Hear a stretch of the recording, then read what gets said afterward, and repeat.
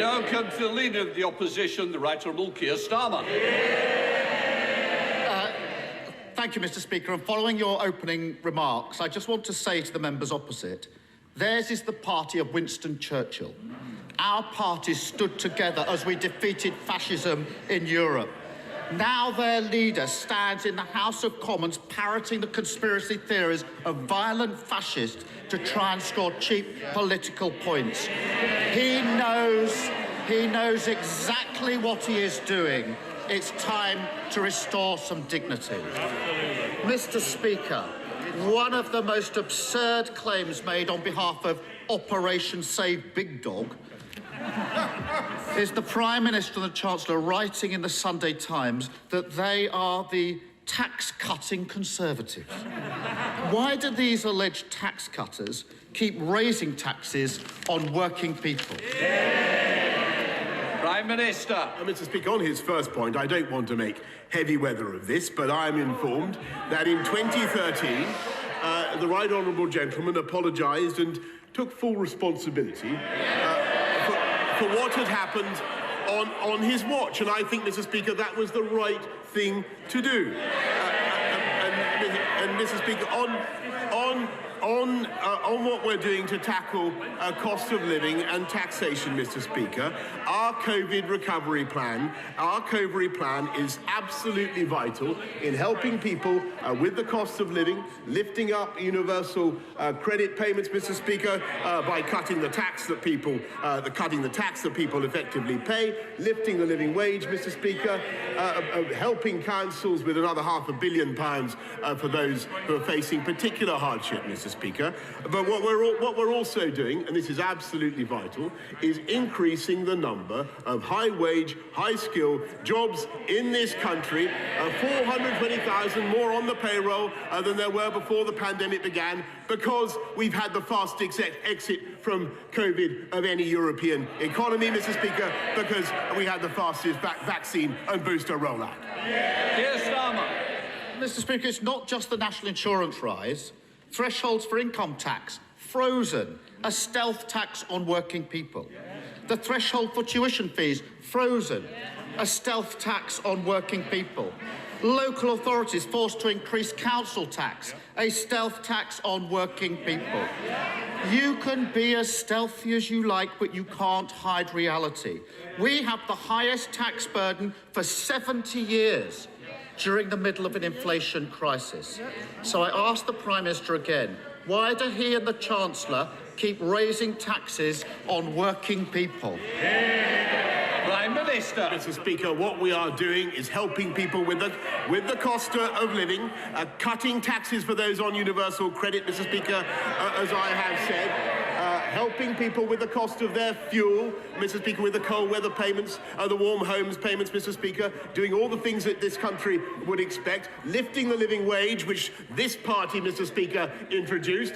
This government has increased by the record amount, Mr. Speaker. And above all, the most important thing that we are doing is helping people into work. 500,000 people off welfare into work under our Way to Work scheme. More people in work now than before the pandemic began, and that is the record of this government. Labour, never forget, Mr. Speaker, there's never been a Labour government that left office with unemployment lower than when they entered.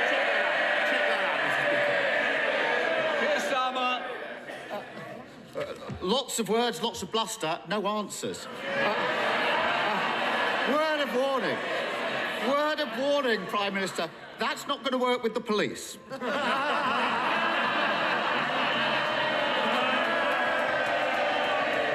I'll tell him why they're putting taxes up. Low growth. In the decade of Tory government before the pandemic, growth slumped. It was much, much weaker than under the last Labour government. If the Tories matched our record on growth, we would have £30 billion more to spend on public services without having to raise a single tax. Mr. Speaker, surely even this Prime Minister doesn't need someone else to tell him that he and the Chancellor are having to raise taxes because the Tories failed to grow the economy over a decade. Mr. Speaker, I think everybody in this country can see that we've been through the biggest pandemic since for 100 years, that we've looked after the people of this country to the tune of £400 billion, that we've put into furlough and all the other schemes, 11.7 million people protected. Everybody knows the cost of that, Mr. Speaker. And at the same time, in spite of all the difficulties that we have faced, we have now got the fastest growth in the G7. Absolutely true. We've got youth unemployment. We've got youth unemployment at a record low, Mr. Speaker. We've got 3 times as much tech investment coming into this country as there is in France, twice as much as there is in Germany. Yes, that's absolutely true, Mr. Speaker. And never forget, if you want to know about Labour economics, never forget the last time they were in office, Mr. Speaker, when they were finally booted out, they left a note saying there's no money left. That's the way they run the country, Mr. Speaker. Keir Starmer. Mr. Speaker, the UK... Some people won't be getting more because they won't be here to hear it, so Keir Starmer. Mr. Speaker, the UK has suffered the worst economic crisis in the G7. The Prime Minister has more chance of persuading the public that he didn't hold any parties than he has of persuading them that the economy is booming. High taxes are not just the result of low growth. Under this government, we've seen a pandemic of waste and fraud. From the Prime Minister's yacht to government contracts for mates of ministers, they've treated taxpayers as an ATM machine for their mates and their lifestyles. Now we find, Mr. Speaker, they've written off £8.7 billion on PPA, and the Chancellor's writing off £4.3 billion in fraud. That's enough to cover the tax hike he's inflicting on working people. So why did this government block the National Crime Agency from investigating all the billions they lost to fraud? Prime Minister. Mr. Speaker, of course we despise fraud and those who steal from the taxpayer, and that's why we've already recovered £743 million in lost furlough money, Mr. Speaker, £2.2 billion that was stolen in bounce-back loans, and we will go on. But I have to tell you, Mr. Speaker, that I am proud of what this government and this country did in securing record quantities of PPE and record time, Mr. Speaker, in furloughing and looking after the entirety of British business and society in the way that we did, Mr. Speaker. And once again, Captain Hindsight comes to this House and attacks the government for doing exactly what he urged us to do 18 months ago.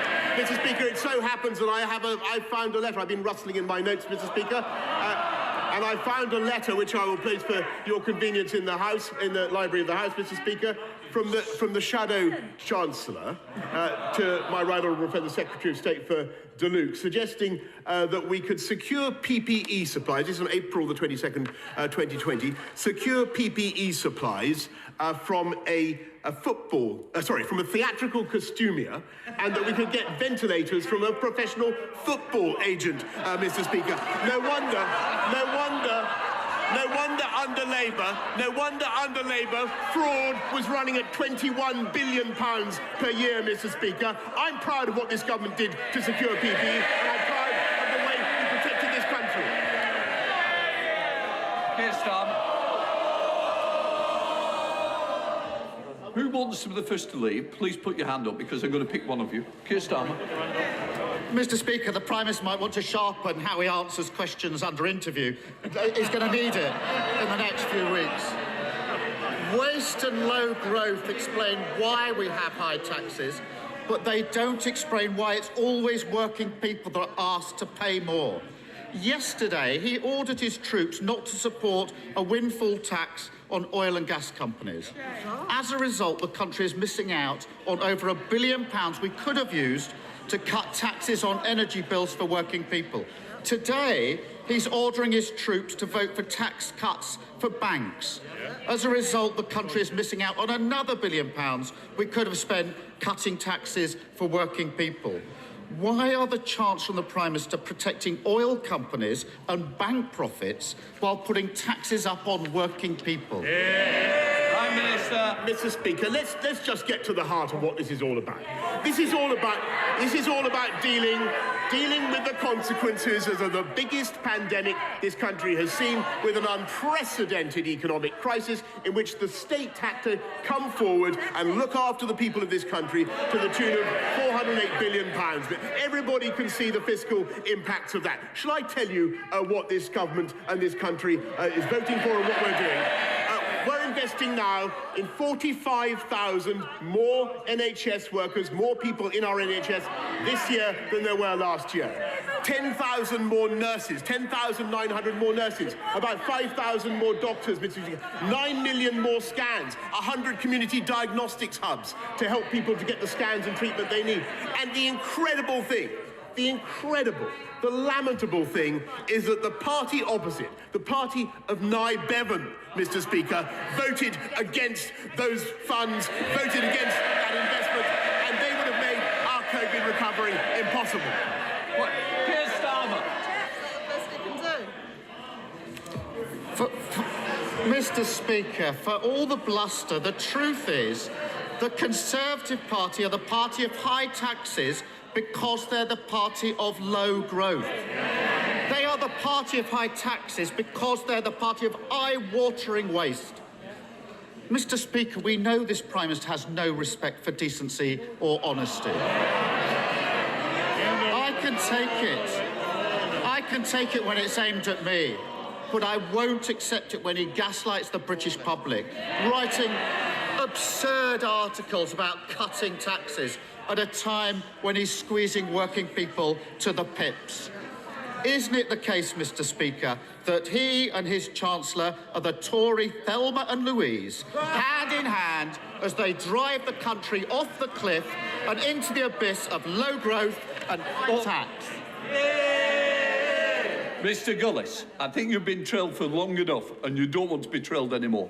And that is the last comment I have, or otherwise I will ring your mother. Keir Starmer. Isn't it true, Mr. Speaker, that he and the Chancellor are the Tory Thelma and Louise, hand in hand as they drive the country off the cliff and into the abyss of low growth and high tax? Prime Minister. Well, Mr. Speaker, I think the right honourable gentleman is Dick Dastardly and Muttley. Both of them pulling in different directions. We know they have different views, Mr. Speaker. We are getting on with the job, Mr. Speaker. And just in the last few days, and of course, I think it's absolutely extraordinary that they've done nothing to support our COVID recovery plan. They've voted against our plans to support the NHS. But what we're doing, just in the last few days, while he's been fixated on the issues that he's absolutely determined to escalate, what we've done, we've opened free ports across the country just in the last few days. We're getting 500,000 people off welfare into work with our Way to Work plan.